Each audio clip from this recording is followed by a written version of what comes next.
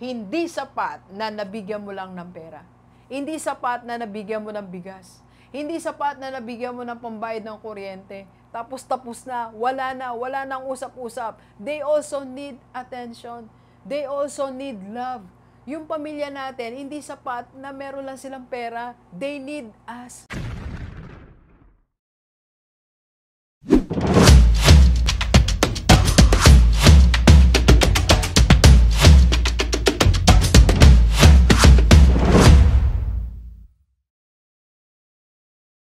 Alright, so alam nyo mga G-Livers, sa totoo lang, walang rewind sa totoong buhay. Let's go, let's go. Okay, so welcome to our Hope and Happiness episode.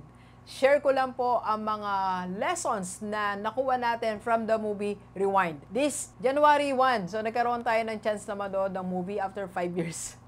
Thank you sa aking mga kasama. And of course, marami tayong natutunan. Okay, so para sa atin pong lahat, reminder, ito po yung mga natutunan natin na it will serve or they will serve as reminder to all of us. First, give also space to other people to grow. Alam nyo, sa mundong ibabaw, hindi lang dapat ikaw ang nag-grow. Dapat binibigyan mo rin ng chance, opportunity, space ang ibang tao para mag-grow. Yung office mate mo, babayaan mo rin siyang mag-grow. Yung member ng pamilya mo, kailangan mo rin siyang mag-grow. Yung empleyado mo, ayahan mo rin siyang mag-grow. Yung mga tao sa paligid natin, ayahan natin silang mag-grow. Hindi lang ikaw ang may karapatan sa stage. Hindi lang ikaw ang may karapatan sa space. So in other words, let them also express themselves. Hayaan mo rin silang magkaroon ng pagkakataon para maging creative, para gumawa, para magsalita. Listen to people. Alam nyo, maraming tao, hindi na natin pinapakinggan ang iba. Ang daming unheard idea na hindi mo pinakinggan na sana naging mas magandang negosyo mo, na sana mas matagumpay ang iyong pamilya ngayon. Kung pinakinggan mo lang ang asawa mo, kung pinakinggan mo lang ang anak mo, sana mas maayos kayo ngayon. Kung nakinig ka lang sana sa mga nag-a-advise sa'yo, sa empleyado mo, sa department head mo, mas maunlad sana ang negosyo mo. So give also space to other people to grow, to speak, to express. Alright? So, second lesson na natutunan natin, ito po. Don't forget Maslow's hierarchy of needs. Alright? Alam nyo, sa tao, hindi sapat na nabigyan mo lang ng pera. Hindi sapat na nabigyan mo ng bigas. Hindi sapat na nabigyan mo ng pambayad ng kuryente. Tapos na, wala nang usap-usap. They also need attention. They also need love.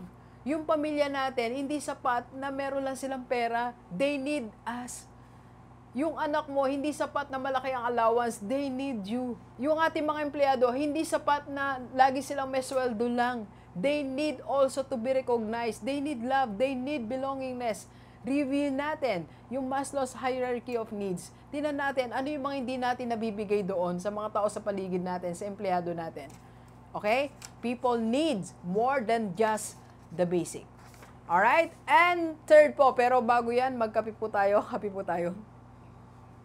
Sa lahat po ng gustong magpa-coach sa life, Doc, meron akong gustong gawin. I want to do this. Pwede ba to? I can help you. We can have online or face-to-face coaching po. PM na sa personal FB ko po.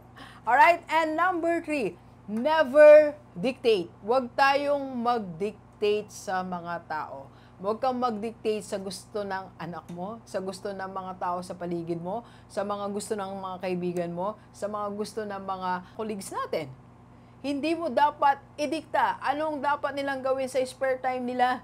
Anong dapat nilang maging interest. Kung gusto niya mag-volleyball, pabayaan mo mag-volleyball. Kung gusto niya kumanta, pabayaan mo siyang kumanta. Kung gusto niya mag-TikTok, pabayaan mo siyang mag-TikTok. Never dictate. Ang kailangan lang natin, support. Supportahan mo lang kung anong gusto niya. Lalo sa pamilya, kung gusto niya talaga yan, magsayaw-sayaw, pabayaan mo magsayaw-sayaw. Yayaman din yan pag nag-focus sa pasayaw-sayaw. Yung mga empleyado mo, pagka Saturday, gusto talaga nilang magsulat-sulat, mag-vlog-vlog, pabayaan natin. Do not dictate. Never dictate. Okay? And number 5, don't forget, today is the best chance to treat other people ng mas maayos kaysa kahapon. Maging mas mabuti tayo sa pamilya natin kaysa kahapon. Mas maging mabuti tayo ngayon sa mga kaibigan natin.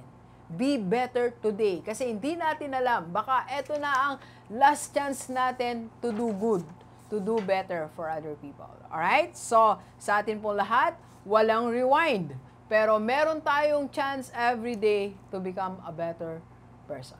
Let's go, let's go. Kape po tayo. Thank you for watching. We are inviting you to attend our free webinar on how to save and invest the right way and how to avail sa Kaiser. PM na sa personal FB ko po.